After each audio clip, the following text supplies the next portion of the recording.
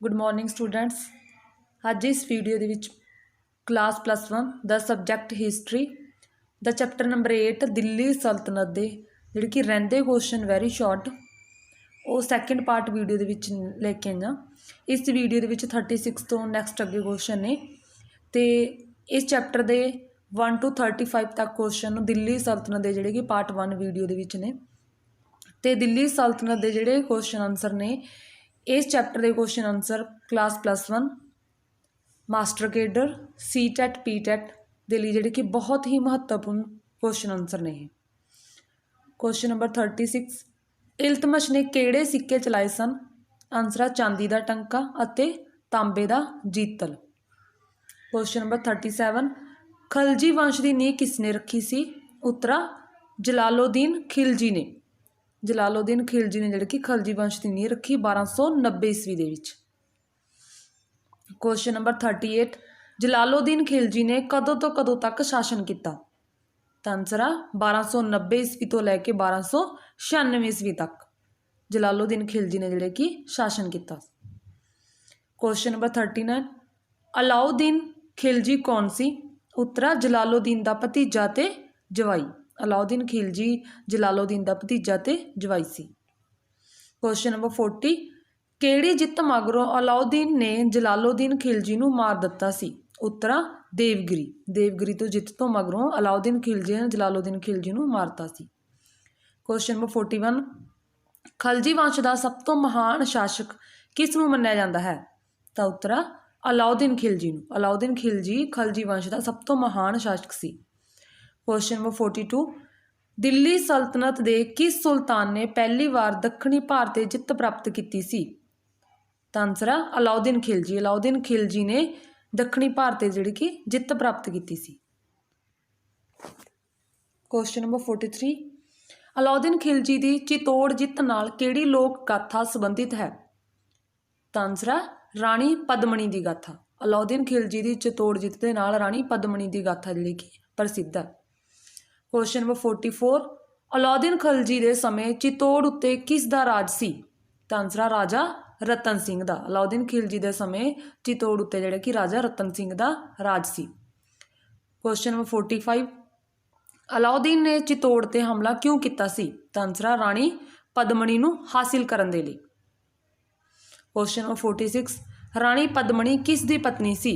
Answer Rana Ratan Singh दी।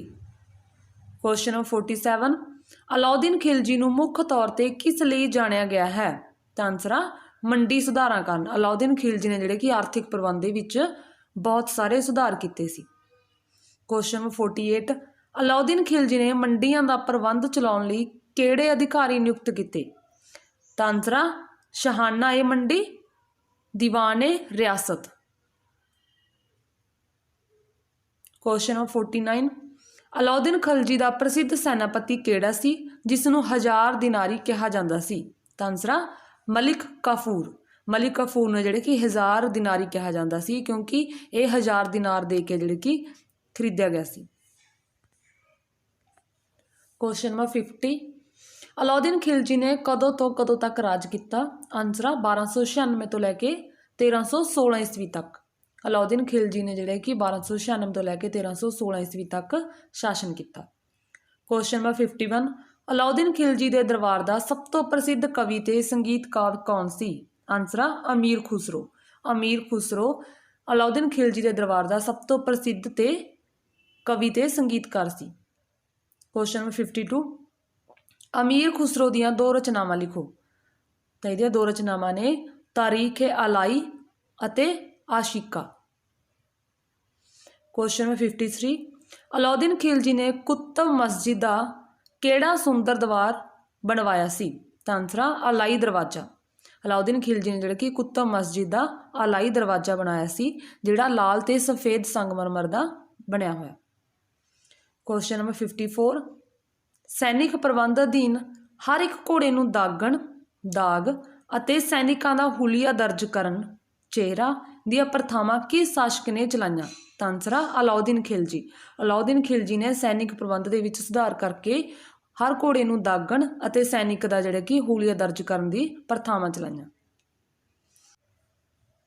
Question number 55, Delhi सल्तनत ਦੇ ਵਿਸਥਾਰ ਲਈ ਕਿਹੜੇ ਸੁਲਤਾਨ ਦਾ ਕਾਲ ਸਭ ਤੋਂ ਮਹੱਤਵਪੂਰਨ ਸੀ? ਤਾਂ ਆਨਸਰ ਆ ਅਲਾਉਦੀਨ ਖਿਲਜੀ ਦਾ। ਅਲਾਉਦੀਨ ਖਿਲਜੀ ਦਾ ਜਿਹੜਾ ਕਿ ਕਾਲ ਆ ਦਿੱਲੀ ਸਲਤਨਤ ਦੇ ਵਿਸਥਾਰ ਦੇ ਲਈ ਸਭ ਤੋਂ ਮਹੱਤਵਪੂਰਨ ਸੀ। ਤੁਗਲਕ ਵੰਸ਼ ਦੀ ਨੀਂਹ ਕਿਸ ਨੇ ਰੱਖੀ ਸੀ? ਤਾਂ ਆਨਸਰ ਆ ਗਾਜੀ ਮਲਿਕ ਨੇ। ਤੁਗਲਕ ਵੰਸ਼ ਦੀ ਨੀਂਹ ਜਿਹੜੇ ਕਿ ਗਾਜੀ ਮਲਿਕ ਨੇ ਰੱਖੀ ਸੀ। ਤੇ ਤੁਗਲਕ ਵੰਸ਼ ਆ ਜਿਹੜੇ ਕਿ ਥਰਡ ਵੰਸ਼ ਸੀ। ਸਭ ਤੋਂ ਪਹਿਲਾ ਵੰਸ਼ ਸੀ ਗੁਲਾਮ ਵੰਸ਼, ਫਿਰ ਉਸ ਤੋਂ ਬਾਅਦ ਸੀ ਸੈਕਿੰਡ ਵੰਸ਼ ਸੀ ਖਿਲਜੀ ਵੰਸ਼, ਥਰਡ ਵੰਸ਼ ਸੀ ਤੁਗਲਕ ਵੰਸ਼, ਫੋਰਥ ਵੰਸ਼ ਸੀ ਸੈਯਦ ਵੰਸ਼ ਤੇ ਫਿਫਥ ਵੰਸ਼ ਸੀ ਲਾਸਟ ਵਾਲਾ ਸੀ ਉਹ ਲੋਧੀ ਵੰਸ਼ ਸੀ, ਜਿਨ੍ਹਾਂ ਨੇ ਦਿੱਲੀ ਸਲਤਨਤ ਦਾ ਜਿਹੜਾ ਕਿ ਕਾਲ ਮੰਨਿਆ ਜਾਂਦਾ ਇਸ ਵੰਸ਼ਾਂ ਨੂੰ ਪੰਜਾਂ ਨੂੰ। क्वेश्चन नंबर 57, गाजी मलिक का पूरा नाम की सी? आंसर आ गयासुद्दीन तुगलक शाह। गाजी मलिक का पूरा नाम सी गयासुद्दीन तुगलक शाह। क्वेश्चन नंबर 58, तुगलक वंश की नींह कदों रखी गई? तो आंसर आ 1320 ईस्वी दे विच। तुगलक वंश की नींह जिहड़ी कि 1320 ईस्वी दे विच रखी गई। क्वेश्चन नंबर 59, तुगलक वंश के किहड़े शासक नूं पढ़िया लिखिया मूर्ख कहा गया है? तो आंसर आ मुहम्मद बिन तुगलक। मुहम्मद बिन तुगलक नूं पढ़िया लिखिया जिहड़ा कि मूर्ख शासक कहा गया, क्योंकि इसने अपने शासन काल के दौरान जिहड़े कि कई असफल योजनावां कीतियां, जिस करके इसनूं जिहड़ा कि पढ़िया लिखिया मूर्ख मन्निया गया। क्वेश्चन नंबर 60, मुहम्मद बिन तुगलक का असल नाम की सी? तो इहदा असल नाम सी जूना खां। मुहम्मद बिन तुगलक का असल नाम सी जूना खां। क्वेश्चन नंबर 61, तुगलक मुहम्मद तुगलक किस शहर नूं राजधानी बनाउणा चाहुंदा सी? तां आंसर आ देवगिरी नूं। मुहम्मद बिन जिहड़ा कि तुगलक है वो देवगिरी नूं राजधानी बनाउणा चाहुंदा सी। क्वेश्चन नंबर 62, देवगिरी दा की नां रखिया गया? तां आंसर आ दौलताबाद। देवगिरी दा नां जिहड़ा कि दौलताबाद रखिया गया। क्वेश्चन नंबर 63, मुहम्मद बिन तुगलक ने किहड़ी धातु दी संकेतिक मुद्रा चलाई? तां आंसर आ कांसे दी। मुहम्मद बिन तुगलक ने जिहड़े कि कांसे दी धातु की जिहड़े कि मुद्रा चलाई सी, इस कारण भी जिहड़े कि उसनूं पढ़िया लिखिया मूर्ख शासक मन्निया गया।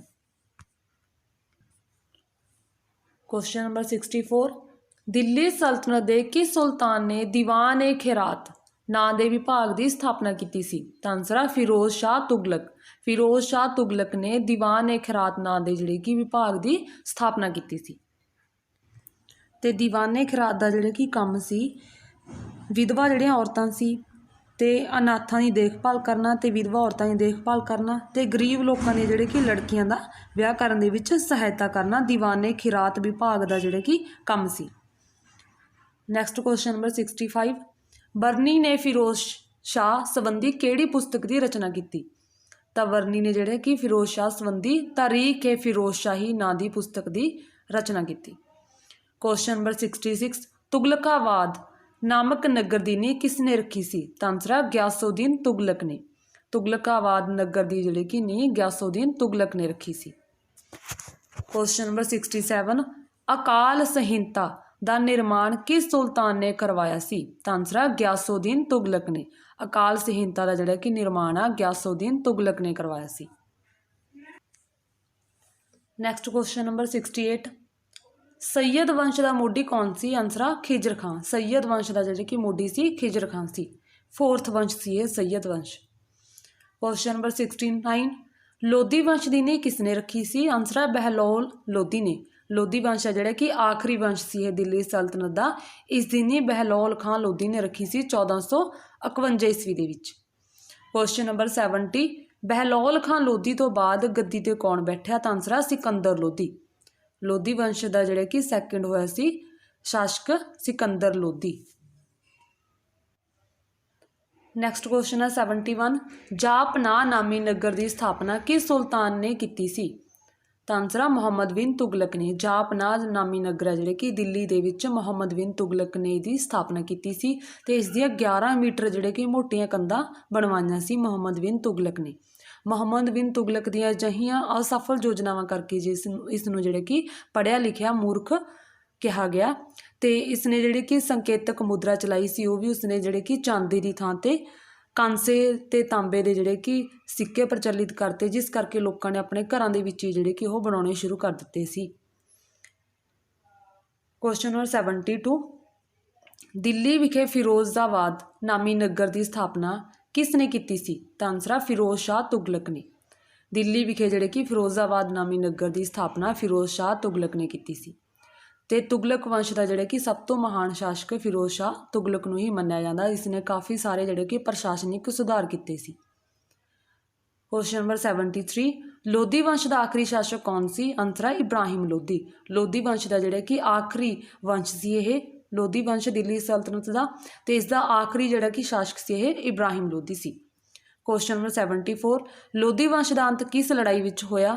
ਤਾਂ ਲੋਧੀ ਵੰਸ਼ ਦਾ ਜਿਹੜਾ ਕਿ ਅੰਤ ਆ ਪਾਣੀਪਤ ਦੀ ਪਹਿਲੀ ਲੜਾਈ 21 ਅਪ੍ਰੈਲ 1526 ਈਸਵੀ ਦੇ ਵਿੱਚ ਜਿਹੜੀ ਲੜਾਈ ਹੋਈ ਸੀ, ਇਹ ਲੜਾਈ ਹੋਈ ਸੀ ਬਾਬਰ ਅਤੇ ਇਬਰਾਹਿਮ ਲੋਧੀ ਦੇ ਵਿਚਕਾਰ। ਤੇ ਇਸ ਲੜਾਈ ਦੇ ਵਿੱਚ ਜਿਹੜੇ ਕਿ ਇਬਰਾਹਿਮ ਲੋਧੀ ਮਾਰਿਆ ਗਿਆ ਸੀ ਤੇ ਬਾਬਰ ਇਸ ਲੜਾਈ ਦੇ ਵਿੱਚ ਜਿਹੜੇ ਕਿ ਜੇਤੂ ਰਿਹਾ ਸੀ। ਤੇ ਇਬਰਾਹਿਮ ਲੋਧੀ ਜਿਹੜੇ ਕਿ ਇਸ ਲੜਾਈ ਦੇ ਵਿੱਚ ਮਾਰਿਆ ਗਿਆ ਤਾਂ ਲੋਧੀ ਵੰਸ਼ ਦਾ ਜਿਹੜੇ ਕਿ ਅੰਤ ਹੋ ਗਿਆ ਸੀ। ਤੇ ਲੋਧੀ ਵੰਸ਼ ਦੇ ਅੰਤ ਦੇ ਨਾਲ ਹੀ ਜਿਹੜੇ ਕਿ ਦਿੱਲੀ ਸਲਤਨਤ ਦਾ ਅੰਤ ਹੋ ਗਿਆ ਸੀ।